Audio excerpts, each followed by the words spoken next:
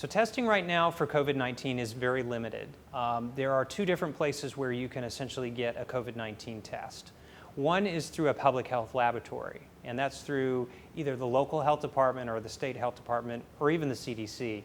These tests are really meant for public health purposes and are really not for diagnostic or determining individual cases. But what is good news and what we're hearing more of is that there are tests available now through our commercial laboratories. So many of our commercial laboratories now have testing available. And the good news is those tests can be run from doctor's offices and hospital emergency rooms and places like that. Right now, who should get tested is a really tough question. That is a question that really should be answered between a doctor and his or her patient. There's a lot of reasons why a test should be run, either based on symptoms or perhaps travel history right now. So it's a judgment call that really our physicians are prepared to make and really walk through and help our patients understand when's the right time to be tested and when it's not time to be tested. Anytime, if you're showing signs or symptoms of an illness like COVID-19, it's the right idea to go ahead and call your doctor. Now, what might happen right now is because there is a lot of other people coming in that might be sick, your doctor may tell you to stay at home or seek care at another location.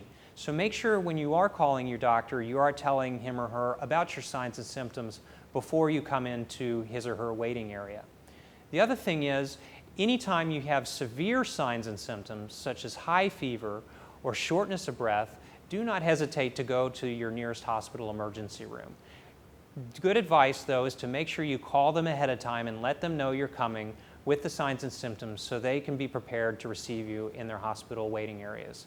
But again, if your signs and symptoms are severe, don't hesitate to go into the emergency room, get tested, and get evaluated to make sure everything is okay.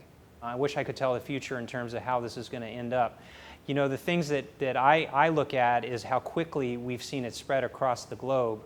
And then when we're seeing it in our communities, it continues to persist. So I think as we look forward, we have to anticipate that this is going to be around us for a while.